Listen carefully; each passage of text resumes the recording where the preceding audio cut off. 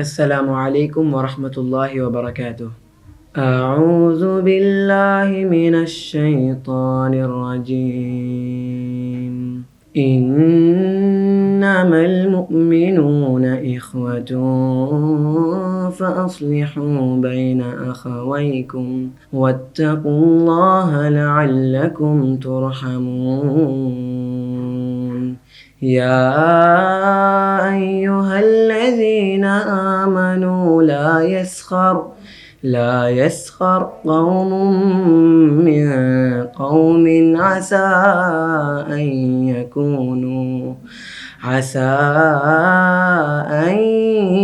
يكونوا خيرا منهم ولا نساء من نساء عسى أن يكن خيرا منهن ولا تلمزوا أنفسكم ولا تنابزوا بالألقاب بئس الاسم الفسوق بعد الإيمان ومن لم يتب فأولئك هم الظالمون. يا أيها الذين آمنوا اجتنبوا كثيرا من الظن إن بعض الظن إثم ولا تجسسوا ولا يغتب بعضكم بعضا أيحب أحدكم أن يأكل لحم أخيه ميتا فكرهتموه واتقوا الله إن الله تواب رحيم. அஸ்ஸலாமு அலைக்கும் வரஹ்மத்துல்லாஹி வபரகாத்துஹு. அன்பிற்குரிய எல்லாம் வல்ல அல்லாஹுவின் நல்லடியார்களே, இந்த ரமலானுடைய தொடருரையிலே சூரத்துல் ஹுஜராத்தினுடைய 11 மற்றும் 12வது வசனத்தினுடைய விளக்கத்தை நாம் அறிந்து கொள்ள இருக்கிறோம். அன்பிற்குரிய சகோதர சகோதரிகளே, அல்லாஹ் ரப்புல் ஆலமீன் அந்த வசனத்தில் நமக்கு சொல்லுகிற செய்தியை நீங்கள் அறிந்து கொள்வதற்கு முன்னால் திருமறை குர்ஆனுடைய வசனங்களை நாம ஒரு விளக்கம் கொடுத்துவிட்டு செல்வது சரியானதாக இருக்காது. அப்படி செய்வது திருமறை குர்ஆனுடைய வசனங்களை விளக்குகிற முறையும் அல்ல. அல்லாஹ் ரப்புல் ஆலமீன் அதற்கான விளக்கத்தை திருமறை குர்ஆனிலும் நபி பெருமானார் ஸல்லல்லாஹு அலைஹி வஸல்லம் அவர்களுடைய வாழ்க்கையிலும் அதை வைத்து பாடம் நடத்திய சம்பவங்களை நீங்கள் ஏராளம் அறிந்து கொண்டே இருக்கலாம்.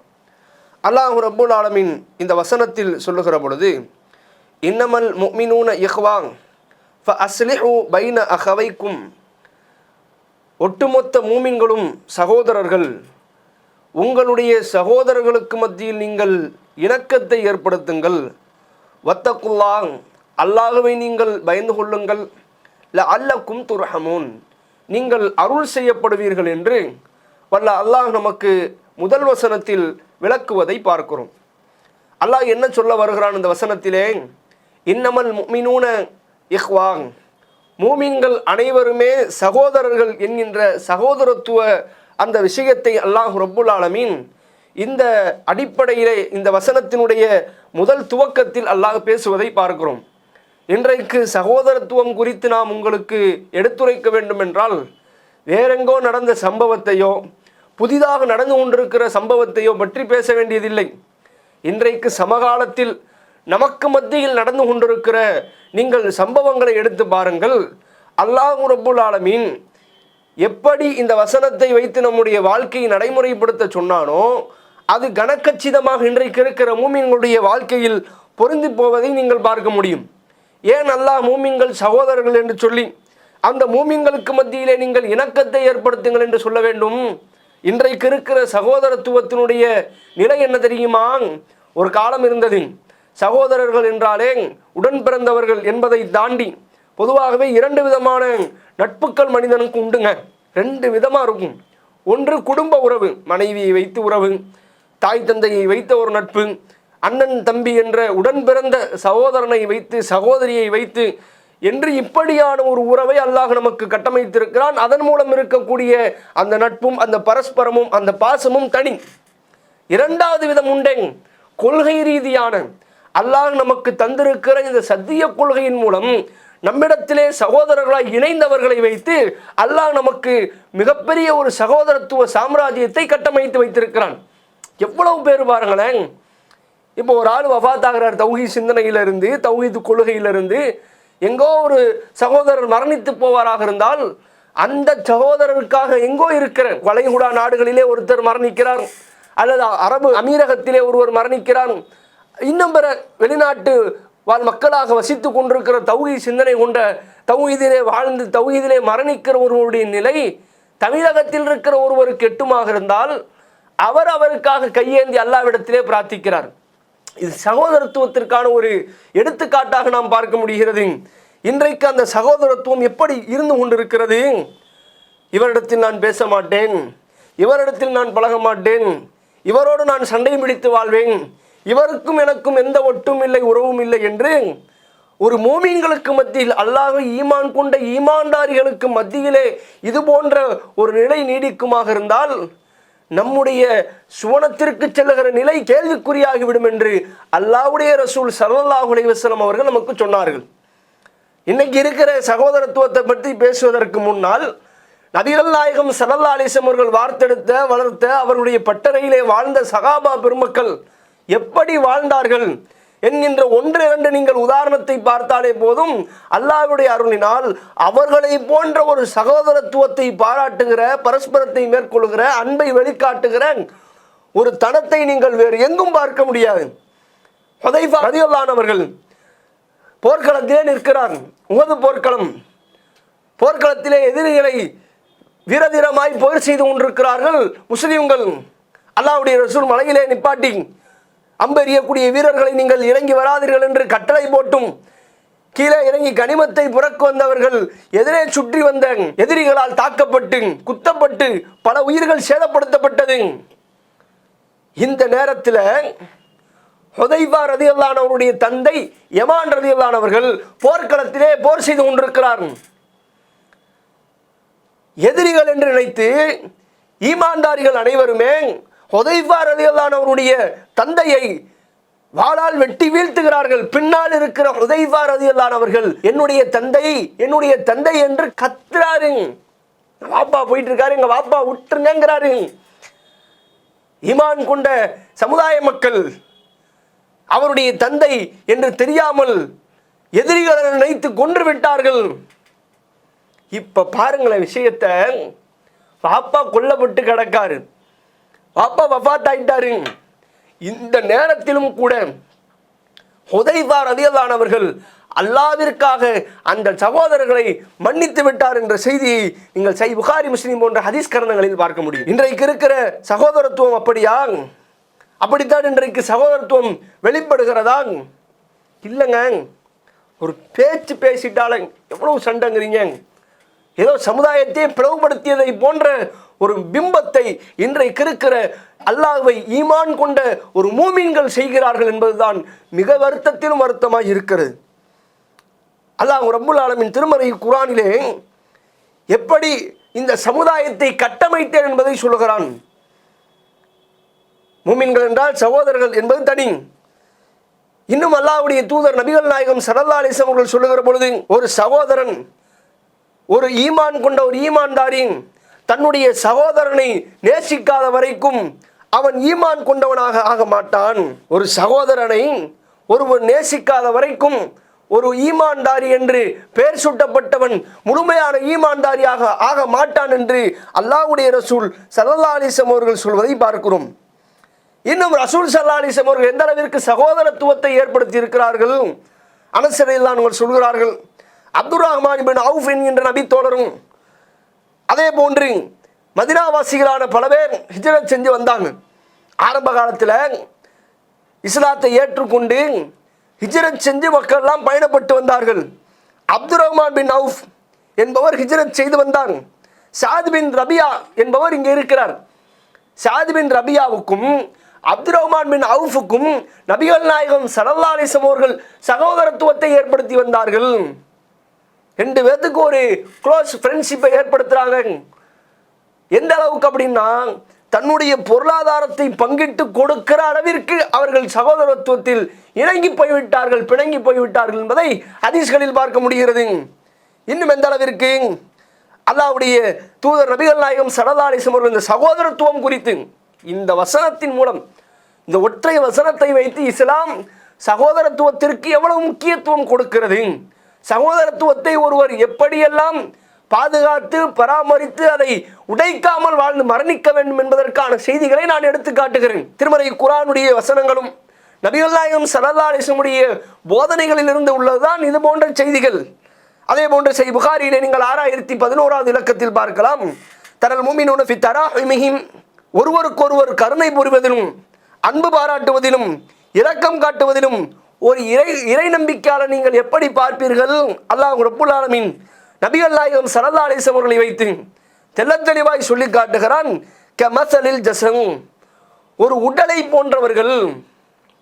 அன்பு பாராட்டுறது, இரக்கம் காட்டுறது, அவனிடத்தில் கருணையாய் பேசுவது, அவனிடத்தில் நல்லது கெட்டதை பரிமாறிக்கொள்வதில் ஒரு இறை நம்பிக்கையாளன் எப்படி இருப்பான்?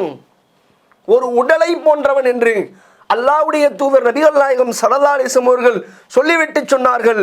இதஸ்தஸ்கான், அதே அந்த உறுப்புக்கள், ஒரு உறுப்பு பலகீனமடைந்தாலும் கூட உறங்காமல் விழித்து கொண்டிருக்கின்ற மற்ற உறுப்புக்கள், ஒரு உறுப்பு வேலை செய்யலண்டா, காய்ச்சல் வந்துருச்சுன்னா, தலைவலி வந்துருச்சுன்னா, கால் வலி வந்துருச்சுன்னா, மற்ற உறுப்புகள் எப்படி அதை படாத பாடுபடுத்தி மருத்துவமனைக்கு செல்ல வைத்து மருந்துகளை உட்கொள்ள வைத்து அவனை இன்னும் பிற முயற்சிகளை எடுக்க வைத்து அந்த உறுப்புகளுக்கான சுகத்தை பெற்றுக் கொடுப்பதற்கு போராடுகிறது. அது மாதிரி ஒரு மூமின் இருப்பான். இன்னைக்கு அது மாதிரி பார்க்க முடியுதா? இன்னைக்கு அப்படித்தான் இருக்கிறாங்களா? இல்லை. பெரும்பான்மையான சகோதரிடத்தில் சகோதரத்துவம் என்கின்ற இந்த ஒற்றை பண்பு கலட்டி எறியப்பட்டு விட்டது. ஏன் எப்படி இப்படி மாறணும்? அல்லாஹ்வுடைய தூதர் நபிகள் நாயகம் ஸல்லல்லாஹு அலைஹி வஸல்லம் அவர்கள் எந்த சமுதாயத்திற்கு அனுப்பப்பட்டார்கள்? குறைஷியர்களுக்கு மத்தியிலே மார்க்கத்தை எடுத்து சொன்னார்கள் அல்லாஹ்வுடைய ரசூல். அவர்கள் ஆரம்ப காலத்தில் எப்படி வாழ்ந்தார்கள்? கொஞ்சம் வரலாற்றை புரட்டி பாருங்கள். சஹாபா பெருமக்கள், இஸ்லாத்தை ஏற்று வந்த அபூபக்கர் சித்தீக் ரலியல்லாஹு அவர்கள், உமர் இப்னு கத்தாப் ரலியல்லாஹு அவர்கள், உஸ்மான், அலி ரலியல்லாஹு அன்ஹுமா, இது போன்ற இன்னும் பிற பெரும் பெரும் சஹாபாக்கள் இஸ்லாத்தை நோக்கி படையெடுத்து வந்தார்கள். இதற்கு முன்னால் இவர்கள் இஸ்லாத்தை ஏற்றுக்கொள்வதற்கு முன்னால் எப்படிப்பட்ட வாழ்க்கை வாழ்ந்தார்கள்? காட்டு மிராண்டிகளாய், அரக்கர்களாய், மூர்க்கர்களாய், பிள்ளைகளை கொல்லக்கூடியவர்களாய். இந்த சஹாபாக்களை சொல்லவில்லை. பெரும்பான்மையான மக்கள் அன்றைய காலத்து அரபியர்கள் இப்படித்தான் வாழ்ந்தார்கள் என்பது வரலாறு. அபூபக்கர் சித்திக் ரலியல்லாஹு அன்ஹு சொல்லல. இவங்கள மாதிரி இந்த சமுதாயத்தில் வாழ்ந்த எத்தனையோ சஹாபாக்கள் இஸ்லாத்தை நோக்கி வந்தார்கள். அல்லாஹ்வுடைய ரசூலையே எதிர்த்து நின்றவர்கள் உமர் இப்னு கத்தாப் ரலியல்லாஹு அன்ஹு அவர்கள். ஆரம்ப காலத்தில் சத்திய கொள்கையை கொண்டு வந்த பொழுது அல்லாஹ்வுடைய ரசூலை எதிர்த்த கூட்டத்தில் களமாடியவர்கள். நாளடைவில் என்ன நடந்தது? அல்லாஹ்வுடைய ரசூலுக்கும் உமர் இப்னு கத்தாப் ரலியல்லாஹு அன்ஹு அவர்களுக்குமான சகோதரத்துவமும் அன்பும் பாசமும் எப்படி பிணங்கி இருந்தது? எவ்வளவு அதிசயங்களை படிக்கிறோம் தெரியுமா? அபூபக்கர் அலி சொல்லக்கூடிய செய்திகளை பார்க்கிறோம். உமர் ரலியல்லாஹு அன்ஹு அவங்க அறிவிக்கக்கூடிய செய்தியை பார்க்கிறோம். ரசூல் ஸல்லல்லாஹு அலைஹி வஸல்லம் அவர்களோடு அதிகமாக இருந்தவர்கள் அபூபக்கர் சித்தீக் ரலியல்லாஹு அன்ஹு அவர்கள், உமர் இப்னு கத்தாப் ரலியல்லாஹு அன்ஹு அவர்கள். நானும் அபூபக்கரும் நபிகளாரும் இப்படி சென்றோம். உமர் ரலியல்லாஹு அன்ஹு அறிவிக்கிறாங்க. எப்படிப்பட்ட ஒரு பரஸ்பரம் பாருங்கள், அன்பு பாருங்கள்.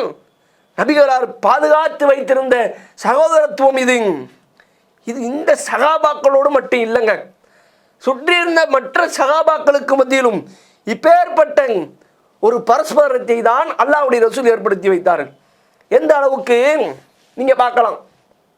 அல்லாஹ்வுடைய தூதர் நபிகள் நாயகம் ஸல்லல்லாஹு அலைஹி வஸல்லம் அவர்கள் சஹாபாக்களுக்கு மத்தியிலே சொல்லுகிற பொழுது, அல் முஸ்லிம் அகுல் முஸ்லிம், ஒரு முஸ்லிம் இன்னொரு முஸ்லிமுக்கு சகோதரனாவான், லா யுதுலமுஹு வலா யுஹ்லதுஹு. அல்லாஹ்வுடைய தூதர் சொல்லுகிற பொழுது அந்த முஸ்லிம் எப்படி இருப்பான் தெரியுமா? அவனுக்கு அநியாயம் செய்ய மாட்டான், அவனுக்கு அநீதி இழைக்கப்படுகிற பொழுது இவன் அமைதியாக வாய்மூடி மௌனம் காக்க மாட்டான். சகோதரத்துவத்தை மெருகேற்றுவதற்கு, பட்டை தீட்டுவதற்கு, வலுப்படுத்துவதற்கு அல்லாஹ்வுடைய ரசூல் கையில் எடுத்த ஆயுதம் என்ன? நீ ஈமான்தாரியா, ஒரு முஸ்லிமா? இன்னொரு முஸ்லிமுக்கு நீ சகோதரன். அவனுக்கு துன்பம், கஷ்டம், கவலை என்றால் பார்த்து கொண்டு நீ அமைதியாக இருக்கக்கூடாது, களமாட வேண்டும், அவனுக்கு உதவி புரிய வேண்டும், அவனுடைய கஷ்ட நஷ்டத்தில் நீ பங்கெடுக்க வேண்டும் என்று அல்லாஹ்வுடைய ரசூல் நபிகள் நாயகம் ஸல்லல்லாஹு அலைஹி வஸல்லம் அவர்கள் இந்த செய்தியை நமக்கு சொன்னார்கள். இன்றைக்கு நிலவரம் என்ன? எப்படி போய்கிட்டு இருக்குது சகோதரத்துவம்? சகோதரத்துவத்தினுடைய நிலை என்ன? நான் அவனிடத்தில் பேச மாட்டேன், பேசுறதே இல்லைங்க. ஒரு நாள் 2 நாளாக பரவாயில்லை, வருஷ கணக்காச்சு, பெரிய பஞ்சாயத்துலாம் இல்லைங்க, சின்ன பிரச்சனை, ஒரு காசு கொடுக்கறதுல தகராறு, இல்லை இட பஞ்சாயத்து, இல்லை பேச்சுவார்த்தையில் கூட கொஞ்சம் பேசிட்டாரு, ஏதோ ஒன்று. எத்தனை வருஷம் சண்டை. ஆரம்பத்தில் பார்த்தீங்கன்னா இவங்க 2 பேர்த்தையும் பிரிக்கவே முடியாது, அப்படியெல்லாம் பல பழக்க வழக்கம் உண்டு. இவரெல்லாம் அம்மாடி, அவங்க 2 பேரும் ஏதோ நகமும் சதையும் போன்று பழகி கொண்டிருக்கிறார்கள் என்ற தோற்றம் ஏற்பட்டது. 10 வருஷம் ஃப்ரெண்ட்ஷிப்பு, 20 வருஷம் ஃப்ரெண்ட்ஷிப்பு, திடீர்னு பார்த்தா 2 பேர்த்துக்கும் சண்டை. என்னடா? இல்லை, அவர் ஏதோ பேசிட்டாராம், அதனால நான் அவர்கிட்ட பேச மாட்டேன், அவருக்கு எனக்கு எந்த சம்பந்தமும் இல்லை.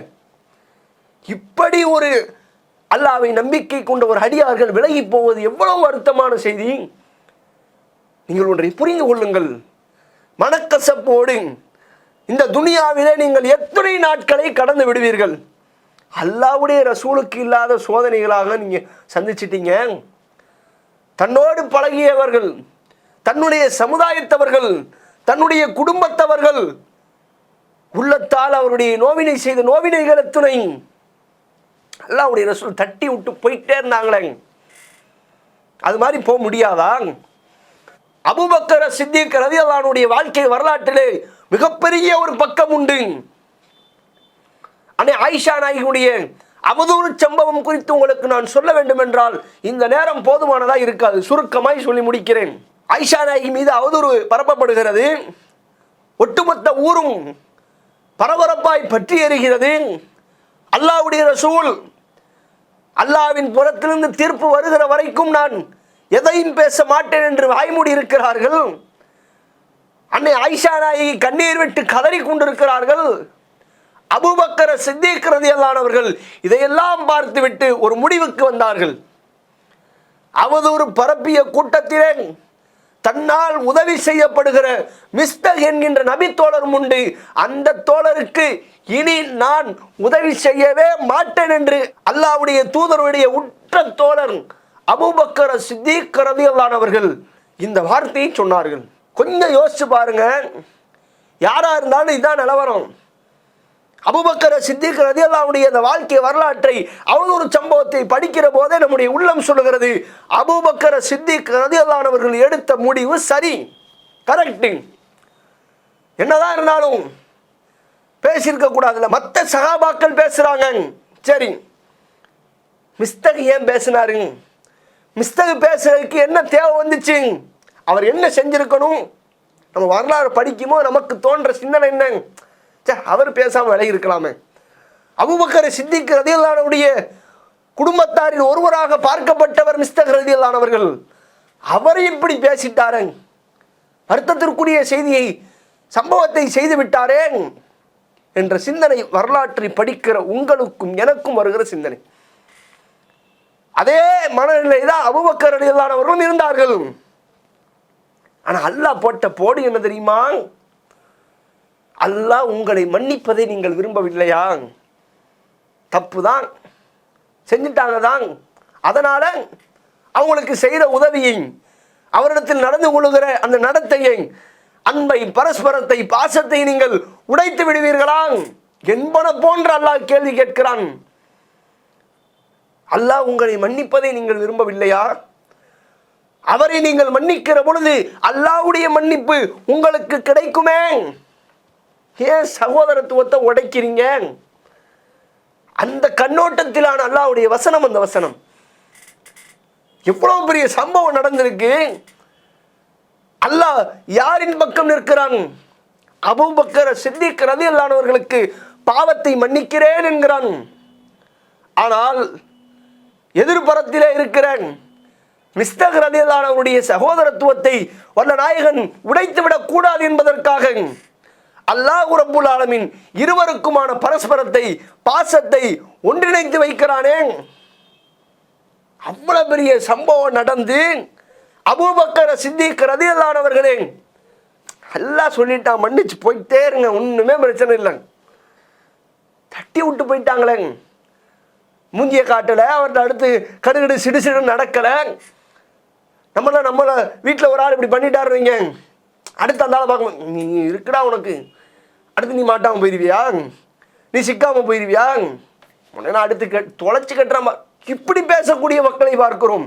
கண்கூடாகவே அவருடைய உள்ளத்தை காயப்படுத்துகிற எத்தனையோ சகோதரர்களை பார்க்கிறோம். அல்லாவிற்காக அபூபக்கர் சித்திக் ரலியல்லாஹுடைய வாழ்க்கை வரலாற்று சம்பவம் நமக்கு தருகிற மிக அற்புதமான பாடம்.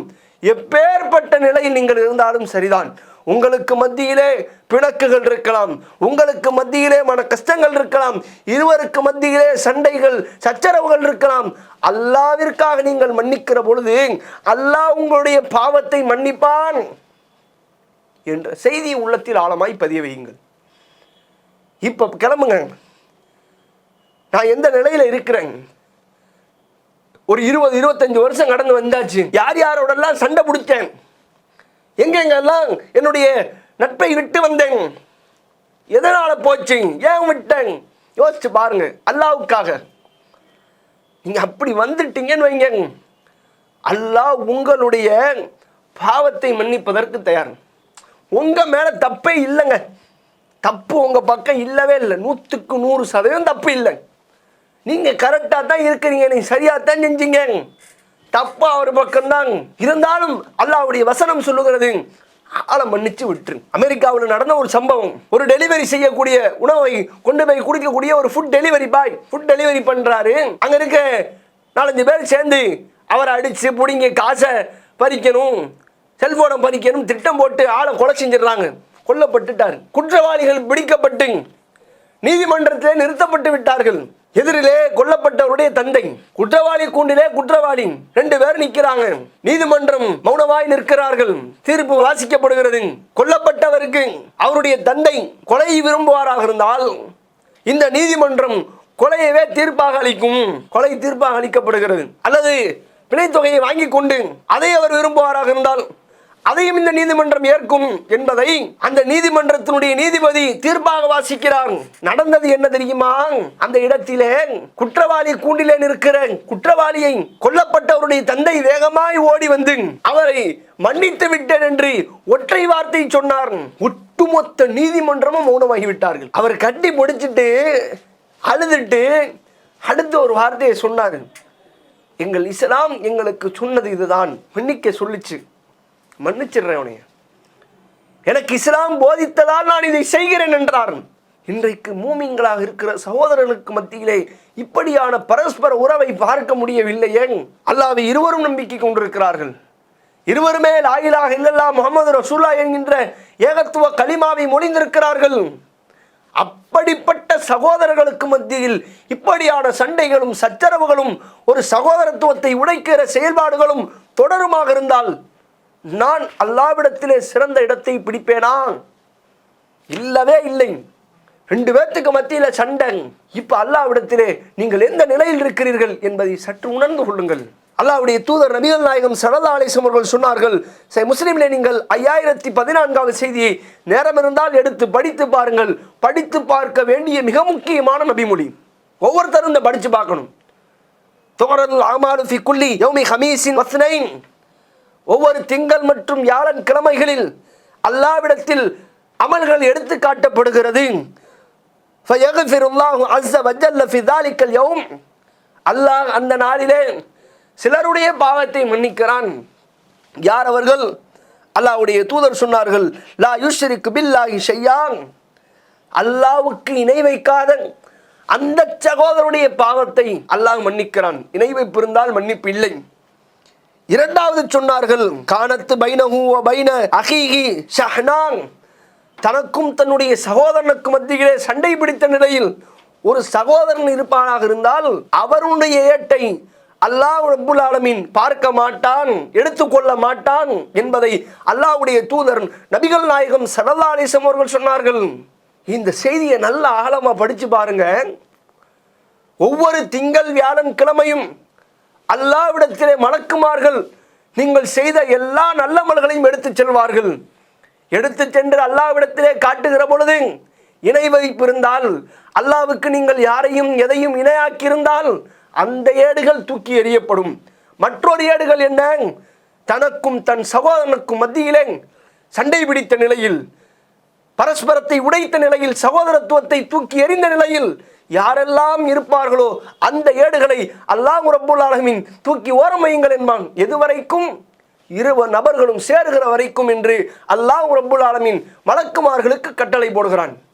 அன்பிற்குரிய சகோதர சகோதரிகளே, நான் சிரமப்பட்டு தொழுகிற தொழுகைகள், சிரமப்பட்டு பிடிக்கிற நோன்புகள், கொடுக்கவே மனம் இல்லாமல் கட்டளையால் கொடுக்கிற சதக்கா ஜக்காத்துக்கள், உடலை வரித்து செய்து வருகிற ஹஜ் உம்ராக்கள் எல்லாம் தடை போடப்பட்டு அல்லாஹ்வுடைய ஏடுகள் தூக்கி வீசப்படும். நான் செய்த நன்மைக்கான ஏடுகள் அங்கே ஓரமாய் கிடத்தப்படும். எதுவரைக்கும்? எனக்கும் என் சகோதரனுக்கும் மத்தியில் பரஸ்பர உறவு உடைந்து கிடக்கிற வரைக்கும். அதை நான் எப்போது சேர்ப்பேனோ அப்போது அல்லாஹ் ஏட்டை எடுப்பான் என்பதை ஒவ்வொருவரும் புரிந்து கொள்ளுங்கள். சகோதரத்துவம் குறித்த இந்த விஷயத்தை ஆழமாய் உள்ளத்தில் பதிய வைத்து இனிவரும் நாட்களில் என்னுடைய வாழ்க்கையை நான் சீர் செய்து சகோதரத்துவத்தை வலுப்படுத்துகிற ஒவ்வொரு செயல்பாடுகளையும் வாழ்க்கையில் மறுமை வரைக்கும், நான் மரணிக்கும் வரைக்கும் கையில் எடுப்பேன் என்கின்ற சிந்தனையோடு வாழ்ந்து மரணிப்போமாக. இன்ஷா அல்லாஹ் இதனுடைய தொடர்ச்சியை நாளை பார்ப்போம். அஸ்ஸலாமு அலைக்கும் ரஹ்மத்துல்லாஹி பரகாத்துஹு. அல்லாஹு அக்பர், அல்லாஹு அக்பர்.